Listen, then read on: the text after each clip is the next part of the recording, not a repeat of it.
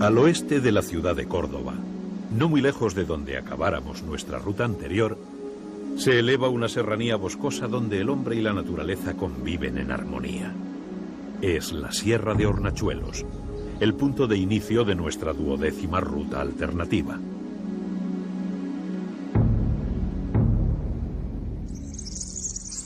En Hornachuelos, el bosque mediterráneo es el amo y señor del paisaje. Encinas, alcornoques, jaras, madroños y cornicabras tapizan las suaves pendientes de la irregular topografía en amplias zonas.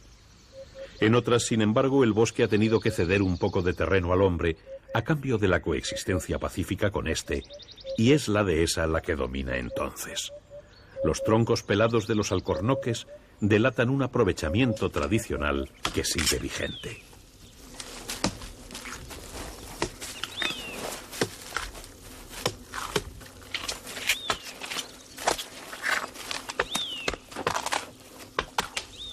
La extracción del corcho se produce desde finales de mayo hasta principios de julio. El hombre cosecha la codiciada y útil corteza del alcornoque y el árbol no sufre daño alguno, por lo que puede volver a cosecharse 9 años después.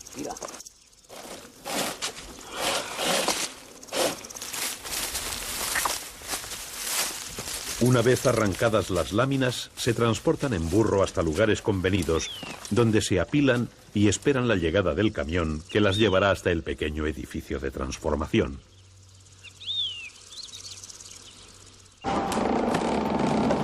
Allí se las sumerge en agua hirviendo, con lo que pierden porosidad y adquieren el cuerpo necesario para su manejo.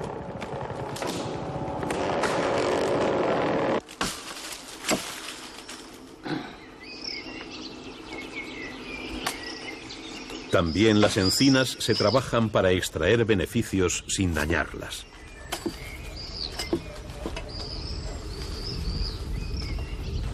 Armados con un hacha, los hombres proceden al clareo de sus copas con una finalidad bien concreta. Abren paso a la luz, las copas se ensanchan con el tiempo y se produce un incremento de bellotas en cada árbol.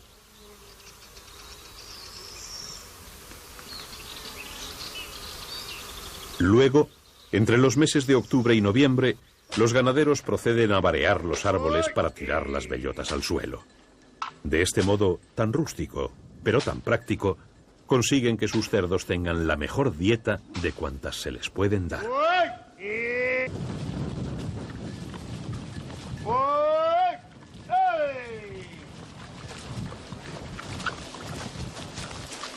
El resultado son unos jamones oscuros y veteados de calidad extraordinaria que se demandan desde todos los rincones de nuestra geografía.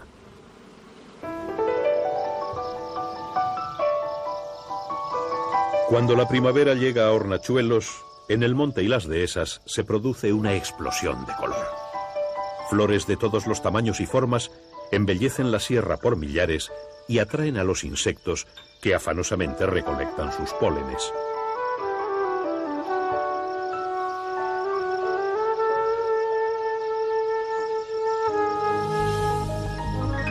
Las abejas son uno de ellos, pero en la vida de la dehesa tienen un papel que las diferencia de los demás insectos, y es, una vez más, por su relación con el hombre.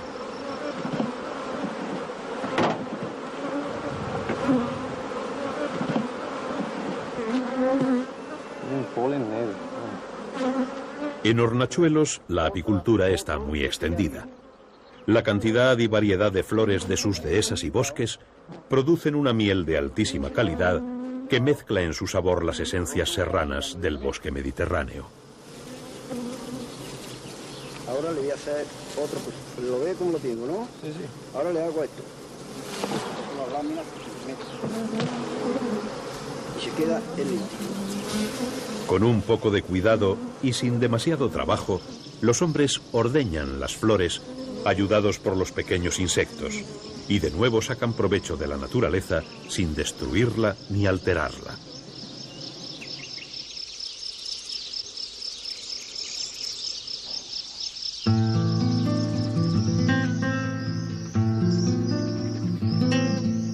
Dentro de la Sierra de Hornachuelos existen distintas poblaciones. Hornachuelos, Posadas y Almodóvar del Río son núcleos de población a los que vienen a unirse palacetes y cortijos que se esconden entre la espesura de los montes. Muchos de ellos están cargados de historia y han recibido visitantes nobles durante generaciones, atraídos hasta aquí por la caza. El arte venatorio, la montería, está unida a estas tierras andaluzas tanto como el sol, y sobre ella se han escrito ilustres páginas de historia.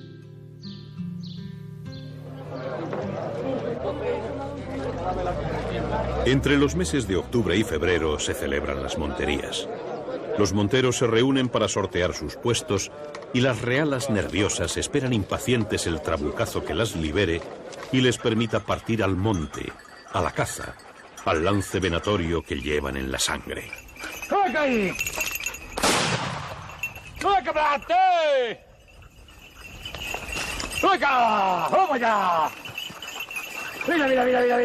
Ayudados por los perros, los cazadores esperan en sus puestos la entrada de alguna res.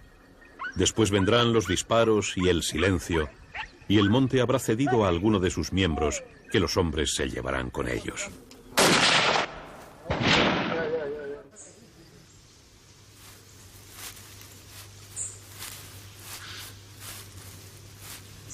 En compensación, las fincas y con ellas el propio monte sigue existiendo y los venados encuentran un medio donde vivir. En septiembre, cuando aún la caza no está permitida, el monte se agita con los roncos bramidos de los machos. Es la berrea, el celo de los ciervos.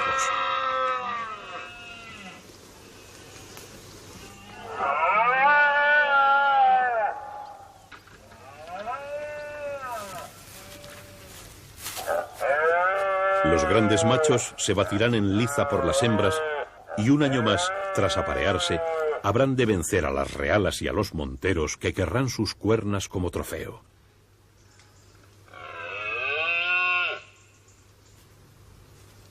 Es el ciclo de estas serranías, donde cazadores y presas se mantienen mutuamente desde hace incontables siglos.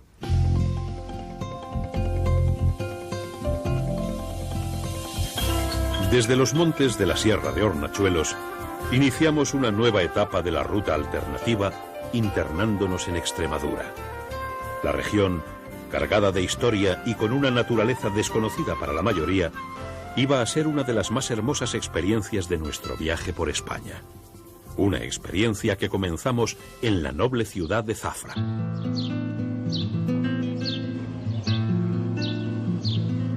Por su luz, sus calles blancas y estrechas y sus balcones floridos, Zafra es conocida como la Sevilla Chica.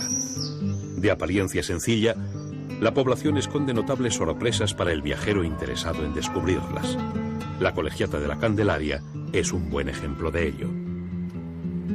Austera y sobria en su exterior, encierra un riquísimo interior donde destaca el altar mayor de mediados del siglo XVIII, cuya figura central es una representación de la Virgen de la Candelaria.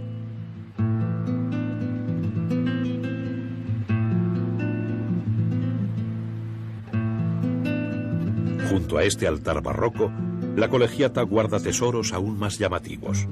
En un altar lateral se puede ver un retablo de Zurbarán que sirvió al autor para firmar uno de los lienzos con su efigie, poniéndole su cara a la imagen de San Ildefonso arrodillado. Pero quizá lo más representativo de Zafra sea su alcázar. Esta casa señorial amurallada fue levantada por don Lorenzo Suárez de Figueroa, apodado el Magnífico. Sobre la puerta principal del alcázar, el escudo señorial señala las casas de los primeros nobles, las 5 hojas de higuera de Suárez de Figueroa y los leones rampantes del escudo de su mujer. Hoy, el alcázar se ha convertido en el parador de turismo de Zafra. En su interior, 2 importantes artesonados llaman la atención del visitante. Uno es el de la capilla, de estilo gótico mudéjar, cuyo dibujo y color ha dado nombre a la Sala Dorada. El otro, del más puro estilo mudéjar, está en el piso inferior y sirve de techo a la habitación principal del parador.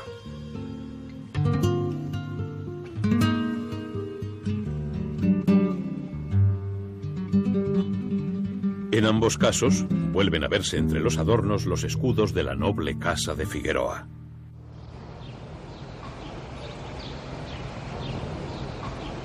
Los miembros de la ruta alternativa disfrutamos del alojamiento en el parador de Zafra antes de seguir nuestra ruta. Por delante teníamos un encuentro con el pasado, un regreso al tiempo en que Roma dominaba el mundo. Nuestro siguiente destino era la histórica ciudad de Mérida.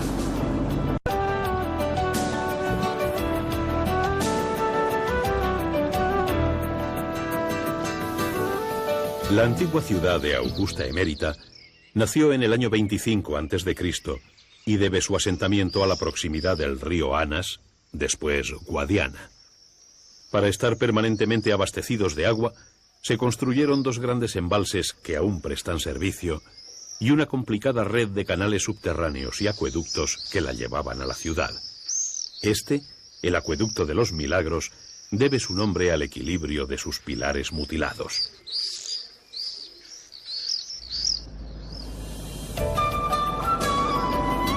Augusta Emérita recibió su nombre en honor a su fundador, el emperador Augusto.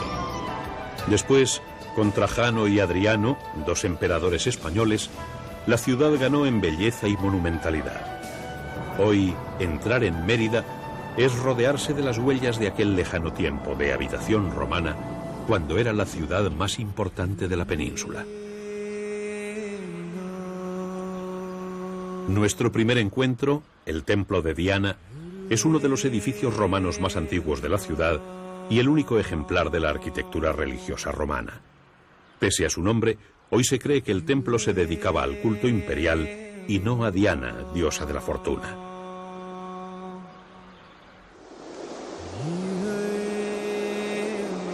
En Mérida confluían hasta 10 calzadas romanas que venían de todos los extremos del imperio.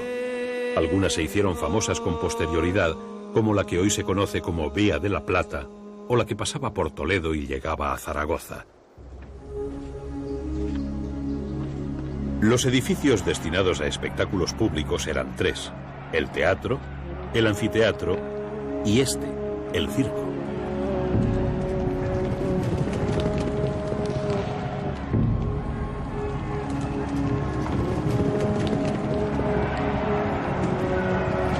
Aquí, donde hoy solo quedan restos dispersos, se celebraban carreras de carros, ya fueran vigae, con 2 caballos, o quadrigae, las famosas cuadrigas de 4 caballos.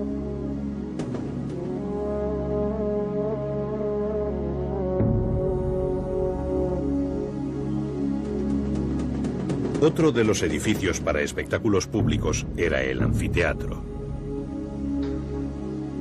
Este está mejor conservado que el circo. Aquí se celebraban los juegos gladiatorios, la lucha entre gladiadores preparados para pelear hasta la muerte.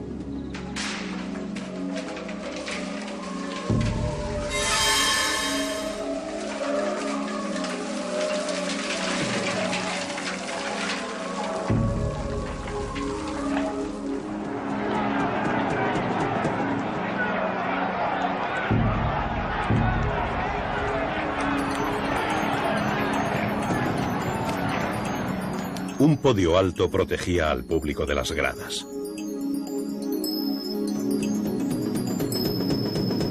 Las pinturas que cubrían el podio mostraban momentos del otro espectáculo que se celebraba en la arena: las luchas entre animales salvajes o las de hombres y animales, las llamadas venaciones. Una fosa cruciforme cavada en la arena, la fosa arenaria, servía para guardar la tramoya del espectáculo y las jaulas de las fieras.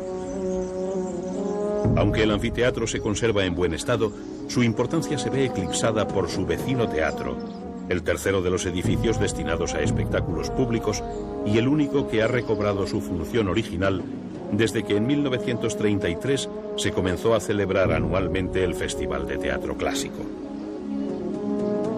Los 6.000 espectadores que cabían en el interior se disponían como en el anfiteatro según su posición social. El sector inferior, la imma cavea, se reservaba para los caballeros o equites. Le seguía en orden ascendente la media cavea, para los ciudadanos libres, y la summa cavea, zona superior que tradicionalmente se ha llamado las 7 sillas y que estaba reservada para los esclavos.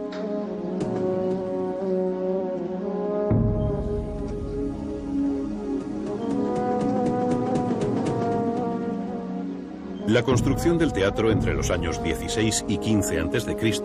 se debe al cónsul Marco Vipsanio Agripa. El teatro en realidad tenía una función política. Al pueblo le gustaban mucho más el circo y las luchas del anfiteatro, pero desde el escenario se lanzaban mensajes que, acompañados de la grandiosidad del edificio, potenciaban la autoridad y ensalzaban el modo de vida romano.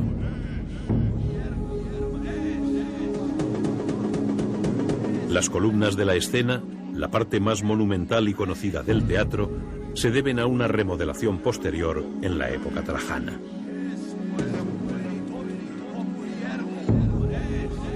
De esta misma época son las estatuas de emperadores y dioses como Ceres, Plutón y Proserpina, que adornan estáticas la escena.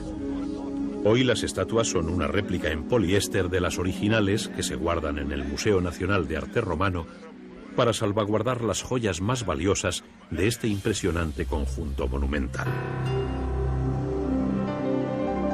El Museo Nacional de Arte Romano se levanta sobre antiguas casas romanas que afloraron al excavar para cimentar el edificio y que se han conservado tal cual en la cripta del mismo. El edificio en sí es una preciosa obra del arquitecto Rafael Moneo, donde el modo de construcción romano se ha tomado como base. En la nave central encontramos el arco de Trajano repetido 9 veces y los contrafuertes de la fachada principal recuerdan al acueducto de los Milagros. Las más de 36.000 piezas que componen su colección llevan al visitante a sentir la belleza, el arte y el modo de vida de los lejanos días del Imperio Romano.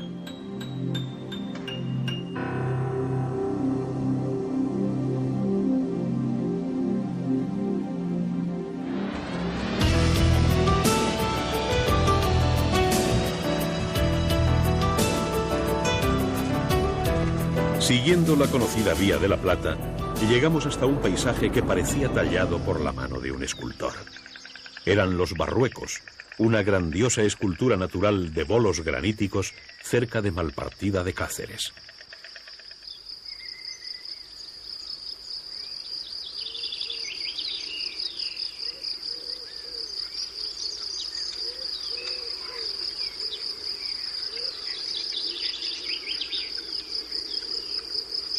Fenómenos geológicos como el diaclasado y el lajamiento superficial han tallado el granito en bolos, toros y copjes, nombres que se les dan a estos bloques singulares. Las cigüeñas, que generalmente anidan sobre árboles, han elegido aquí el granito para sacar adelante a su descendencia. En el paisaje de los Barruecos son frecuentes las charcas, donde el agua apresada ha servido tradicionalmente para abrevar al ganado e impulsar molinos harineros. La charca del Barrueco de abajo servía también para suministrar agua a un lavadero de lanas.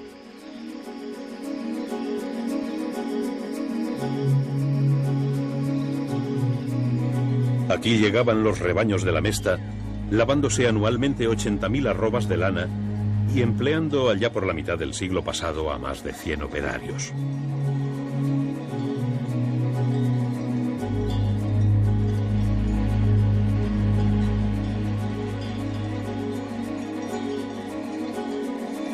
Hoy el lavadero se ha recuperado, convirtiéndose en algo bien distinto, el Museo de Arte Contemporáneo Hostel Malpartida.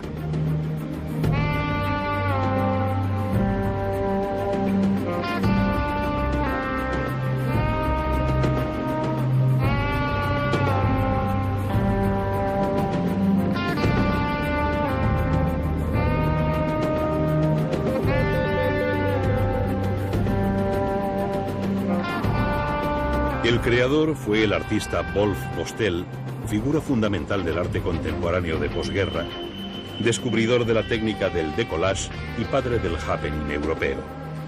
La simbología fetichista de nuestra época, el hormigón, el coche, la televisión, se transforma y nos advierte. El museo se convierte en un aviso de los peligros que encierra la sociedad consumista en que vivimos.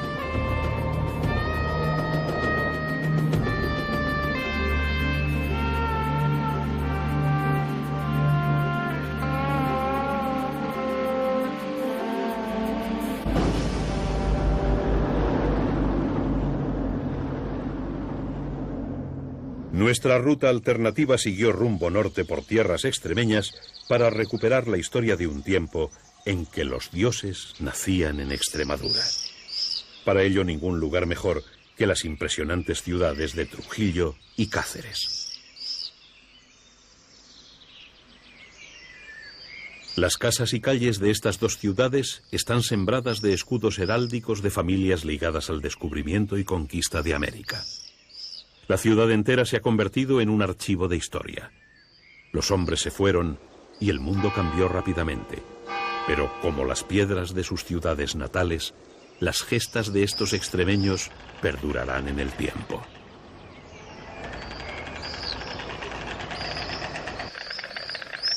En el año 1502, el extremeño Nicolás de Obando partió para las Indias como gobernador, abriendo un camino a sus paisanos hacia el Nuevo Mundo. Con el puerto de Sevilla a corta distancia y unas condiciones de vida durísimas, muchos extremeños cruzaron el Atlántico y convirtieron la historia de Extremadura en historia universal. Gentes como Balboa en el Pacífico, Cortés en México, Pizarro en Perú, Orellana en el Amazonas, Alvarado en Guatemala, Valdivia en Chile, Soto en Florida o Belalcázar en Quito, hicieron de Extremadura una tierra de conquistadores. Cáceres y Trujillo están sembradas de las casas de estos valientes y sus sucesores, e incluso en algunas de sus iglesias descansan para siempre los restos mortales de los ilustres viajeros.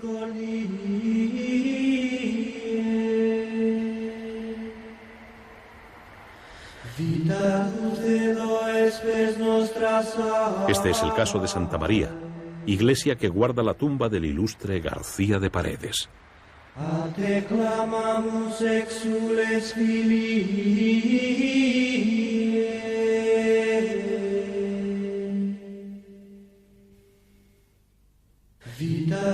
Tanto Cáceres como Trujillo, siendo ambas cuna de conquistadores, tienen una marcada personalidad propia. Antes del año 1129, Cáceres fue plaza fuerte árabe y de aquella época guarda sus murallas y la célebre torre de Bujaco, símbolo para la ciudad. Otra muestra de esta época la encontramos en los sótanos de la Casa Palacio de los Aljibes o de las Veletas, hoy Museo Provincial. Este aljibe, que aún recibe agua de lluvia a través del patio, es todo lo que queda del desaparecido alcázar almohade del siglo XII.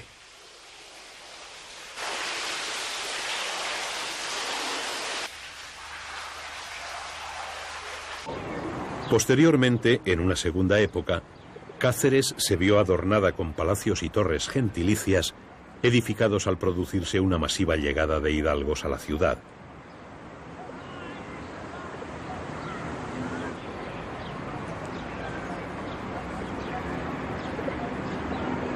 Pero ya con anterioridad, Cáceres contaba con templos y casas de relieve artístico, como el templo parroquial de Santiago de los Caballeros, construido entre los siglos XII y XIII.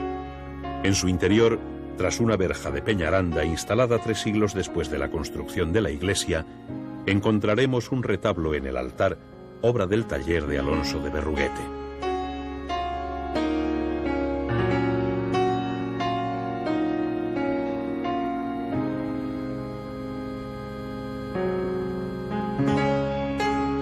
Por desgracia, aunque el sello del genial artista se refleja en la obra, Alonso de Berruguete murió antes de poder concluirla y fueron sus discípulos los que terminaron la tarea. Aún así, tablas como la Estigmatización de San Francisco permiten disfrutar de alguna de las últimas obras del escultor vallisoletano.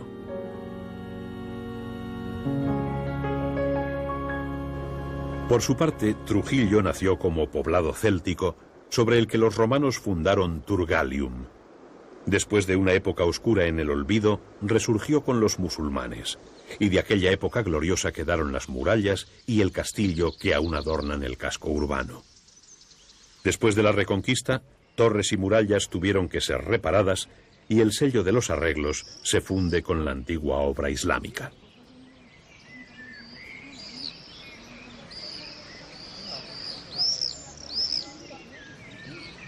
En 1232, Fernando III el Santo ganó la ciudad a los moros con la ayuda, según la leyenda, de la Virgen y el Santo Niño, y Trujillo siguió cristiano hasta nuestros días. Pero el verdadero relieve de la ciudad le vino por las gestas de sus hijos más famosos, tal y como lo recuerda la estatua de Pizarro. Este fundó la ciudad de Lima. Orellana descubrió el Amazonas y García de Paredes, amante de su ciudad natal, fundó en Venezuela otra Trujillo que inmortalizaría su gesta. Recorrer las calles tranquilas de Cáceres y Trujillo es una forma interesante de estudiar nuestra historia. Pero para revivir aún más el espíritu que baña las dos ciudades, no encontramos otra forma mejor de visitarlas que montados a caballo.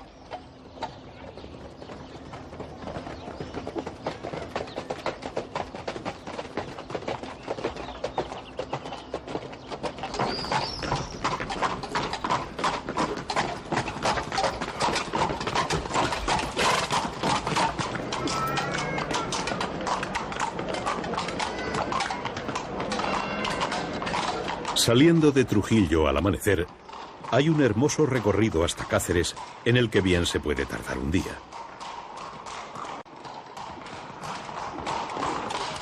Cada rincón de ambas ciudades nos descubrió una nueva anécdota histórica, y así fue al caer el día cuando llegamos a descansar al Parador de Turismo de Cáceres.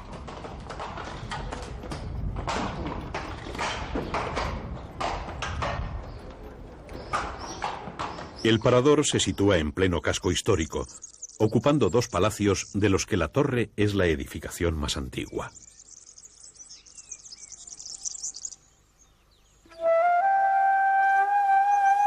En su interior, la tranquilidad invita al descanso. El olor del azahar y el ruido de las fuentes son compañeros de los huéspedes que llegan cansados de recorrer el casco urbano.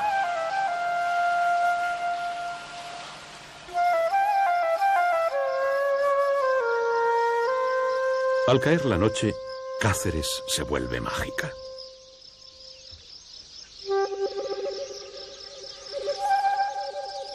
Las luces despiertan a los edificios y aparecen detalles que la luz del día hizo pasar desapercibidos.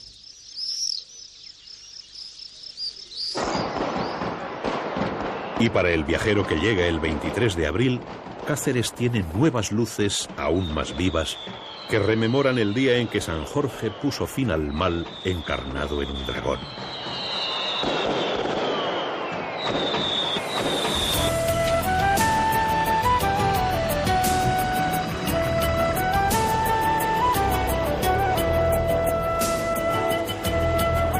Atravesando los preciosos campos extremeños rebosantes de cantuesos en los meses de primavera, íbamos ahora a adentrarnos entre Trujillo y Plasencia, en la que probablemente sea la mejor y más extensa muestra del monte y matorral mediterráneo español, el Parque Natural de Monfragüe.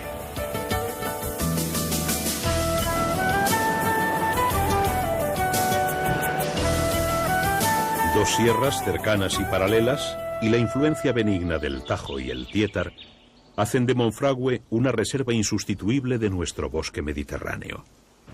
Las sierras guardan solanas y umbrías que conservan intacto su valor ecológico. Pero en el parque y sus alrededores también se pueden encontrar grandes dehesas. Y donde hay dehesas, no suele tardar en aparecer el ganado que se beneficia de ellas.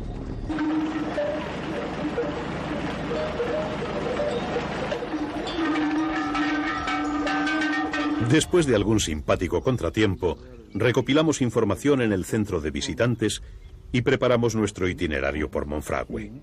Tal y como prometía el mapa, los amantes de la fauna salvaje íbamos a pasar unos días inolvidables.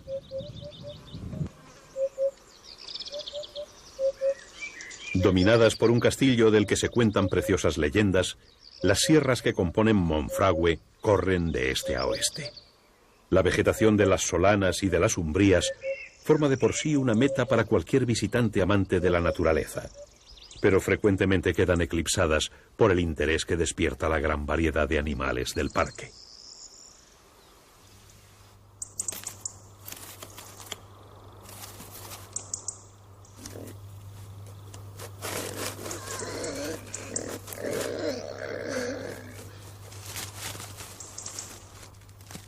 La jineta es uno de ellos. Este esquivo y silencioso animal de origen africano fue utilizado por los árabes y fenicios como gato doméstico, y hay quien sostiene que es precisamente a ellos a los que debemos la presencia de la jineta en España.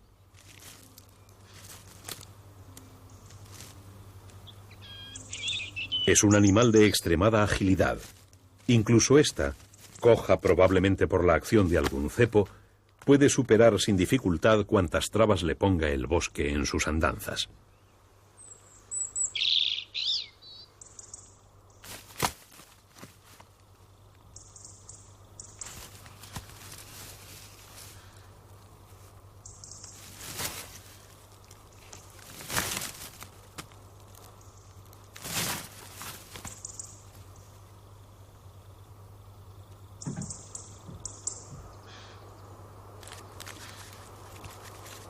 La jineta es un cazador magnífico.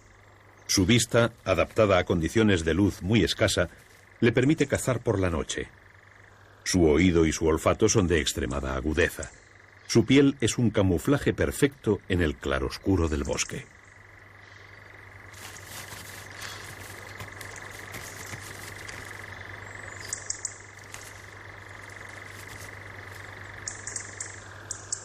La cola anillada, que utiliza a modo de contrapeso, y las patas almohadilladas le permiten andar con soltura por las ramas y troncos de los árboles. Y sus dientes afilados y uñas retráctiles son un remate seguro para sus cacerías. Difícilmente, por mucho que se escondan, podrán escapar de la grácil jineta los pequeños roedores y pajarillos que componen el grueso de su dieta.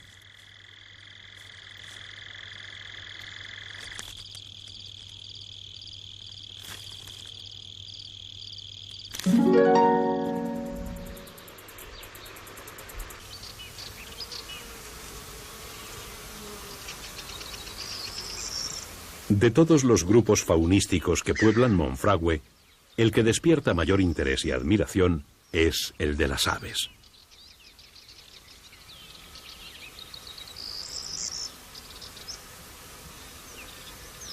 De las muchas especies de aves que hay en el parque, fueron dos las que centraron nuestra atención. La primera de ellas la íbamos a encontrar encaramada en un cantil rocoso, cuidando de su reciente prole anual.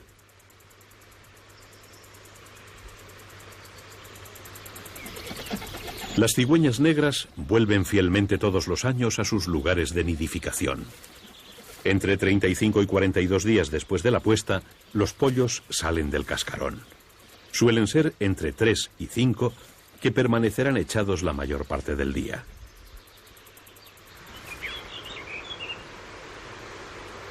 La incubación y el cuidado de los pollos es cosa de los dos progenitores, pero es la hembra la que pasa la mayor parte del día en el nido, mientras el macho ronda los alrededores, vigilando el momento en que su compañera salga a pescar para sustituirla.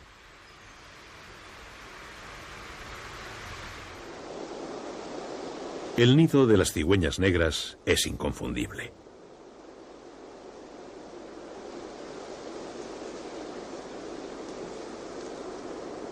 En el centro colocan un forro de musgo tierno que hará de soporte suave para los huevos y que se irá perdiendo según crezcan los pollos.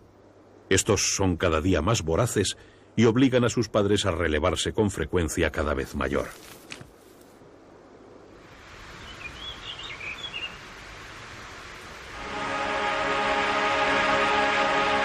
Cuando el sol aprieta en Monfragüe, el calor en el nido crece rápidamente. La roca se calienta y los rayos solares inciden perpendicularmente a los pollos, protegidos únicamente con su suave plumón. Por suerte para ellos, su madre está pendiente y no tarda en convertirse en una útil sombrilla.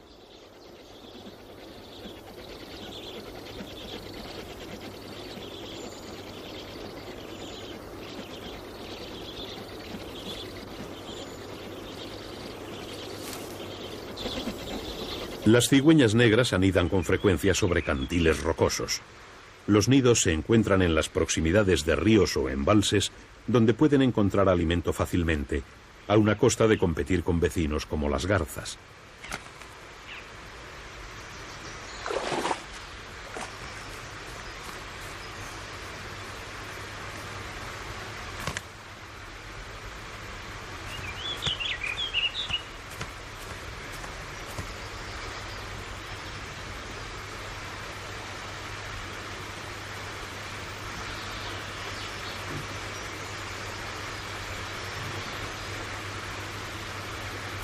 Su dieta se basa en pescado, pequeños anfibios y reptiles y algunos insectos.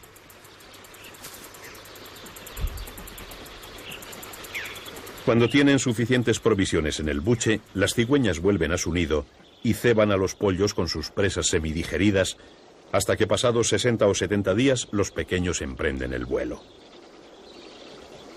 Hasta entonces dependen exclusivamente de sus padres y tendrán que vivir en el pequeño recinto del nido, que a causa de las cebas despide un característico y penetrante olor a pescado.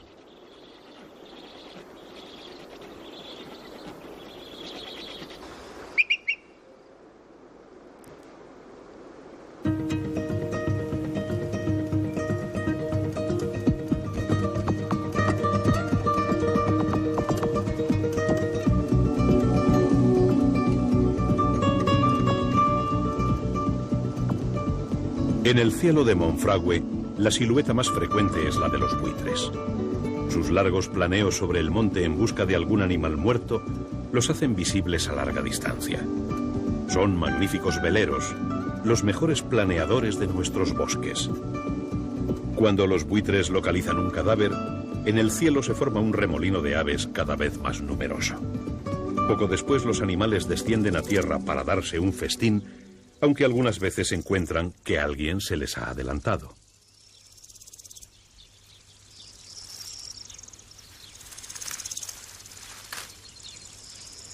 El zorro mantiene a raya a los buitres y no les deja siquiera acercarse a su comida. Mientras, a corta distancia, el número de buitres crece rápidamente. Con los buitres leonados, los más numerosos, llegan también los buitres negros. Cuando el zorro se va, unos y otros se lanzan ávidamente sobre el cadáver.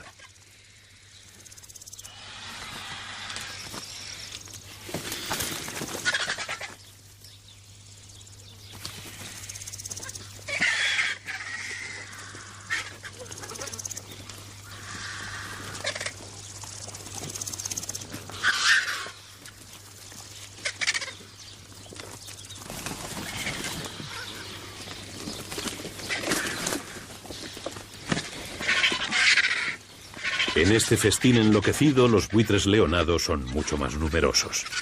Los buitres negros, de mayor tamaño, apenas se ven en el pandemonium inicial.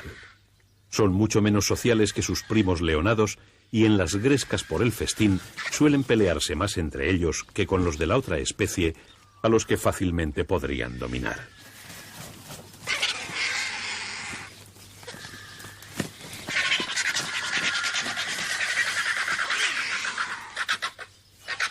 Estas peleas de situación social resultan cómicas para el espectador que, divertido, asiste a una mezcla entre un extraño baile ritual y un duelo del lejano oeste.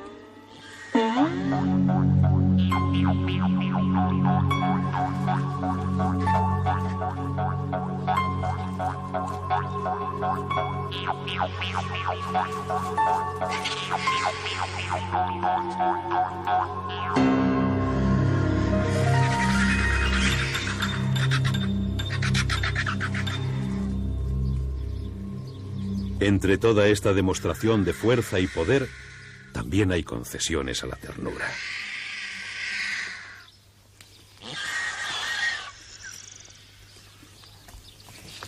Algunos pollos del año anterior, aún inmaduros, siguen intentando provocar la ceba de sus progenitores sin ningún éxito. Estos adolescentes, con la coronilla aún oscura que les diferencia de los adultos, pican suavemente a sus padres, dando la sensación de un sutil cortejo en mitad de la carroñada.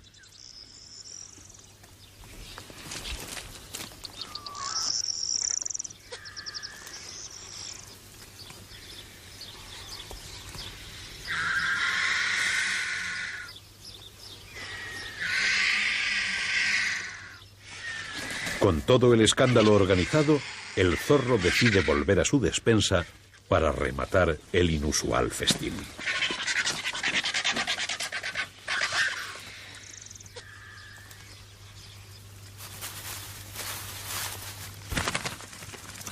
Su llegada pone fin a la pitanza.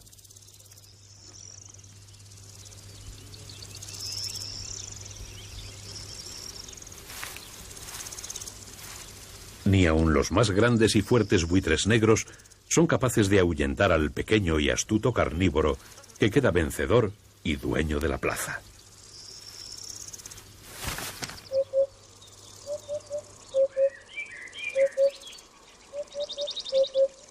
Con el poderoso vuelo de los buitres negros, dejamos Monfragüe en la recta final de esta 12ª etapa. Cerca de allí, un poco más al norte, llegamos a Valverde de la Vera, probablemente el pueblo más bonito de la comarca.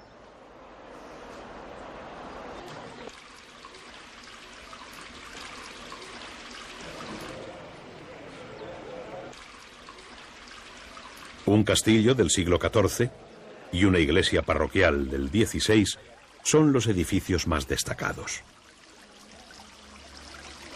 Pero no es la arquitectura lo que más llama la atención en Valverde, sino una tradición antiquísima de sus habitantes, la de los empalaos de la noche del Jueves Santo.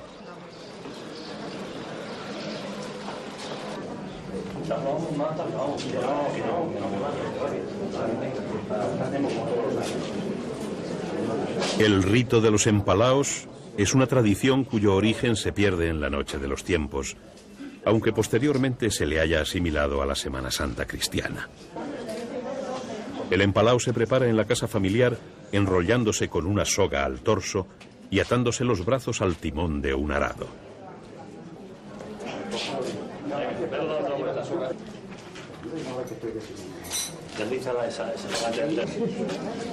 Es una prueba que solo los jóvenes fuertes pueden soportar. De hecho, en sus orígenes, entre los siglos IV a.C. y I después de Cristo, el rito bien pudo ser una prueba que los betones imponían como iniciación a los jóvenes que iban a pasar a la vida de adultos. Un velo traslúcido, una corona de espinas y una cuña hecha con 2 espadas terminan la impresionante indumentaria del empalao. Ahora está listo para emprender su vía crucis.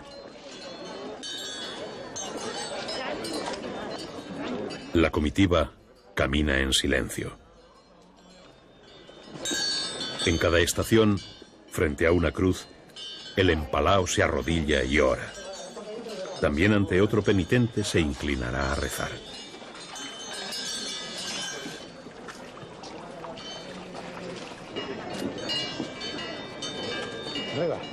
Después, al terminar su recorrido, regresará agotado a su casa.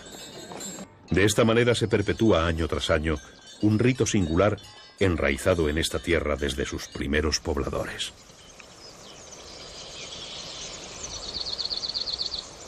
Dentro de la comarca de la Vera, muy cerca de Valverde, entramos en Jarandilla para encontrar reposo en el antiguo castillo de los marqueses de Oropesa, hoy parador de turismo Carlos V. En esta antigua fortaleza vino a alojarse en su camino hacia Yuste el emperador Carlos V, y su regio espíritu impregna desde entonces sus estancias, dándole al parador no solo su nombre, sino un motivo especial para ser visitado. Pero es a otro lugar cercano a Jarandilla al que nos llevó la pista del emperador. Desde el ahora parador de turismo, Carlos V vino hasta aquí, al monasterio de Yuste, a alojarse y pasar sus últimos días en el recogido ambiente de los monjes jerónimos.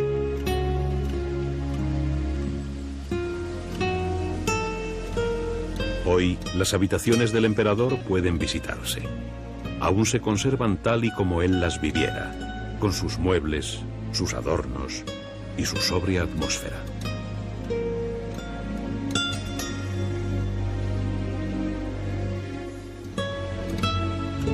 Incluso su dormitorio, desde cuya cama, postrado en sus últimos días, podía escuchar la misa que a diario ofrecían los monjes y que le hizo dejar este mundo con el alma en paz.